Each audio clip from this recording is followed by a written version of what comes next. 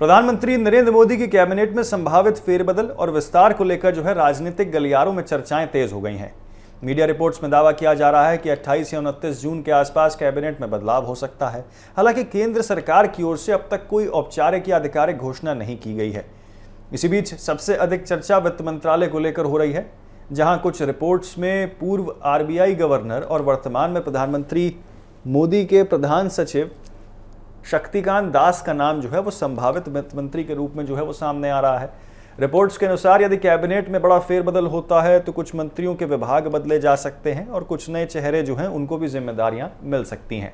इसी क्रम में वित्त मंत्री निर्मला सीतारमण के स्थान पर शक्तिकांत दास को जिम्मेदारी मिलने की अटकलें जो हैं वो लगाई जा रही हैं। हालांकि इस संबंध में सरकार या प्रधानमंत्री कार्यालय की ओर से कोई आधिकारिक पुष्टि नहीं हुई है। शक्तिकांत दास 1980 बैच के तमिलनाडु काडर के पूर्व IAS अधिकारी हैं। उन्होंने भारतीय सरकार में आर्थिक मामलों के सचिव, राजस्व सचिव और अन्य महत्वपूर्ण पदों पर जो है काम किया है। दिसंबर 2018 से दिसंबर 2024 तक वो भारतीय रिजर्व बैंक के गवर्नर रहे। RBI में सेवानिवृत्त होने के बाद फरवरी 2025 में उन्हें प्रधानमंत्री नरेंद्र मोदी का प्रधान सचिव जो है वो नियुक्त किया गया। आर्थिक मामलों में लंबे अनुभव के कारण शक्तिकांत दास को मजबूत प्रशासन जो है प्रशंसक माना जाता है और वो वित्त मंत्रालय में रहते हुए कई केंद्र बजट तैयार करने की प्रक्रिया का हिस्सा भी रह चुके हैं। टैक्स नीति, निवेश, आर्थिक सुधार और वित्तीय प्रबंधन के क्षेत्र में उनका अनुभव उन्हें इस पद के लिए सबसे मजबूत दावेदार के रूप में जो है वो पेश करता है। RBI गवर्नर के रूप में उनके कार्यकाल को भी जो है यहाँ अंतर्राष्ट्रीय स्तर पर सराहना किया गया है। अगर शक्तिकांत दास को भविष्य में वित्त मंत्री बनाया जाता है तो वो भारतीय राजनीति में एक खास रिकॉर्ड बनाने वाले नेताओं की सूची में शामिल हो जाएंगे। उनसे पहले केवल CD देशमुख और आपको बता दें डॉक्टर मनमोहन सिंह ऐसे RBI गवर्नर रहे हैं जिन्होंने बाद में देश के वित्त मंत्री के रूप में जो है जिम्मेदारियां संभाली हैं।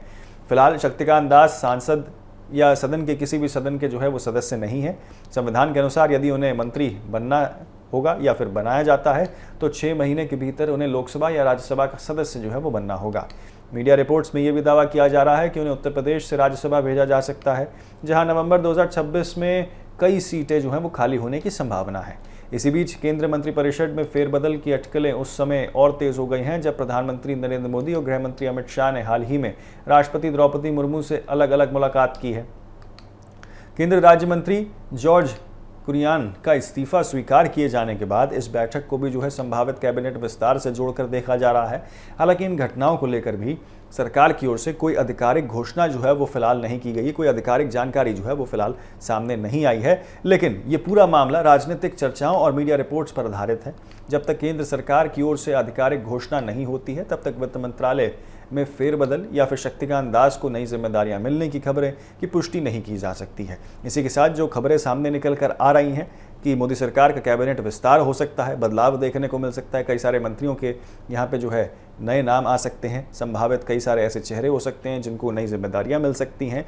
इन सब चीज़ों के ऊपर अभी जो है सिर्फ हवाई अटकलें चल रही हैं। राजनीतिक तौर पे इनको चर्चाओं का विषय माना जा सकता है, लेकिन आधिकारिक तौर पे अभी तक कोई पुष्टि जो है फिलहाल नहीं हुई है। सरकार की आधिकारिक घोषणा के बाद ही कैबिनेट फेरबदल की पूरी तस्वीर जो है वो साफ होते हुए दिखाई दे पाएगी।